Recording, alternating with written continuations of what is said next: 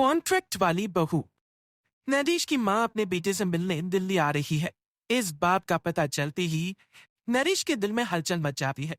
नरेश अपनी माँ के स्वागत की तैयारी में लग जाता है। साथ ही उसे डर भी सताने लगता है कि उसकी माँ कहीं अपनी पुरानी जिद पर फिर से बैठ ना जाए। हे भगवान, इस बार बचा लो। अगले साल पक्का माँ की जिद पूरी कर दूंगा। तभी दरवाजे की घंटी बजती है। नरेश दरवाजा खोलता है तो सामने अपने मकान मालिक को देखकर हैरान हो जाता है, क्योंकि उनके साथ एक सुंदर सी लड़की भी थी। अब नमस्ते अंकल, कुछ काम था, मुझे बुला लेते। आपने क्यों कष्ट किया? अरे नहीं नहीं, इसमें कष्ट कैसा। मैं तो बस तुम्हें रीना से मिलवाने आया था। आज से रीना तुम्हारे साथ इसी फ्लैट में रहेगी। अंकल, कोई लड़का फ्लैटमेट नहीं है? एक अनजान लड़की के साथ रहना मेरे लिए थोड़ा अजीब होगा। देखो नरेश, मैं तुम्हें पहले भी बता चुका हूँ कि इस फ्लैट में तुम्हें किसी ना किसी के साथ एडजस्ट करना ही होगा, या फिर तुम अकेले पूरे फ्लैट का किराया दे दो, मैं किसी को नहीं रखूंगा। नरेश अपने मकान मालिक की बात सुन के रीना के साथ रहने के लिए तैयार हो जाता है, पर अंदर ही अंदर उसे ये बात खाने लगती है कि वो अपनी माँ को क्या जवाब देगा जब उसकी माँ रीना के बारे में उसे पूछेगी। दिन बीतने लगते हैं। नरेश और रीना अच्छे दोस्त भी बन जाते हैं, पर अभी भी नरेश अपनी प्रॉब्लम का सलूशन नहीं ढूंढ पाता। एक दिन नरेश बहुत परेशान सा बैठा होता है। तभी रीना उसे पूछती है, क्या हुआ नरेश? तुम काफी परेशान लग रहे हो। सब ठीक तो है ना? हाँ, सब ठीक है। बस एक छोटी सी प्रॉब्लम है। वो एक्चुअली 2 दिन बाद मेरी माँ मुझसे मिलने आ रही है। अरे, तो इसमें प्रॉब्लम क्या है? ये तो खुशी की बात है। हाँ रीना, बट मेरी माँ एक जिद लेकर बैठ गई है कि मैं शादी कर लूं, पर मैं अभी इस चीज के लिए तैयार नहीं हूँ। ऊपर से जब वो तुम्हें देखेगी तो 100 सवाल करेगी। क्या जवाब दूंगा? अरे, इसमें कोई टेंशन वाली बात नहीं है। मेरे पास ना इस प्रॉब्लम का सोल्यूशन है, जिससे ना तुम्हें शादी करनी पड़ेगी और ना ही तुम्हारी माँ मेरे बारे में कुछ पूछेंगी। रीना की बात सुनकर नरेश सोच में डूब जाता है। वो सोचता है कि रीना खुले ख्यालों वाली लड़की है, कहीं माँ को सच बता ना दे। नरेश को सोच में डूबा देखकर रीना कहती है, अरे क्या हुआ, किस सोच में पड़ गए? डोंट वरी, जैसा तुम सोच रहे हो ना वैसे कुछ भी नहीं है। मेरे पास एक प्लान है। मैं कुछ समझ नहीं पा रहा हूँ, कैसा प्लान? मैं समझाती हूँ। हम ना एक कॉन्ट्रैक्ट मैरिज कर लेते हैं। फिलहाल मेरे पास जॉब नहीं है, तो तुम इस रूम का किराया दे देना जब तक तुम्हारी माँ यहाँ रहेंगी, सिर्फ तब तक। और तुम अपनी माँ से कह देना कि मैं तुम्हारी पत्नी हूँ। इससे वो मेरे यहाँ रहने पर कोई सवाल भी नहीं करेंगी। बात तुम्हारी ठीक है, पर माँ से झूठ बोलना, ना ना बाबा, मैं ये रिस्क नहीं ले सकता। कोई और आइडिया दो ना तुम। देखो, मंजूर हो तो बोलो, वरना सच बता दो, मुझे कोई प्रॉब्लम नहीं है। रीना की बात सुनकर नरेश सोच में डूब जाता है। बहुत सोचने के बाद जब उसे कोई रास्ता नहीं मिलता, तो वो रीना के बताए हुए रास्ते पर चलने के लिए तैयार हो जाता है। वो रीना से बात करता है और अपनी माँ की पसंद और नापसंद के बारे में बताता है। रीना भी नरेश की सभी बातों को ध्यान से सुनती है, ताकि कहीं उससे कोई गलती ना हो जाए। आखिर वो दिन भी आ जाता है जब नरेश की माँ उससे मिलने दिल्ली आ जाती है। नरेश अपनी माँ को फ्लैट पर लेकर जाता है।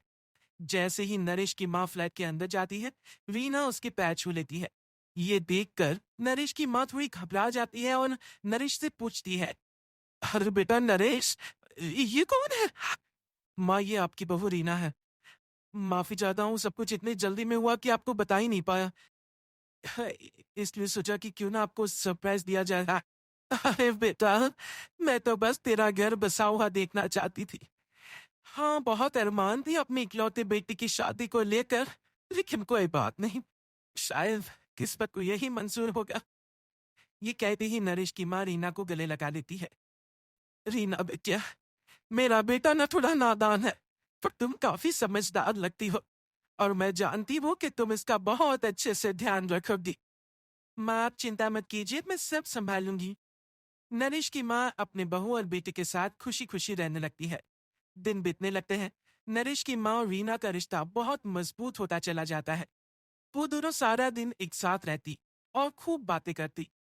इधर साथ रहते रहते नरेश और रीना भी एक दूसरे से प्यार करने लगते हैं। दोनों को इस बात का एहसास हो जाता है, फिर भी वो इस बात को छुपा कर ही रखते हैं। एक दिन नरेश की माँ और रीना शादी के बारे में बात करने लगते। रीना बिटिया, ये तो नरेश ने मुझे बिना बताए शादी कर ली, वरना मैं तो अपनी इकलौती बेटी की शादी इतनी धूमधाम से करती कि सारी दुनिया देखती रह जाती।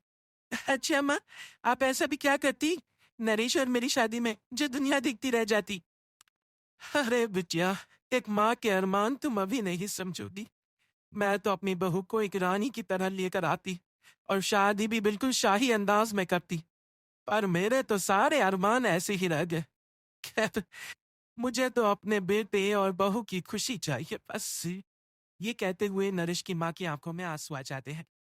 रीना भी ये सुनकर ख्यालों में खो जाती है, क्योंकि वो भी मन ही मन खुद को नरेश की पत्नी और उसकी माँ की बहू मानने लगी थी। शाम को जब नरेश ऑफिस से घर आता है तो रीना खुद को रोक नहीं पाती और नरेश के सामने उसकी माँ को अपने और नरेश के रिश्ते का सारा सच बता देती है।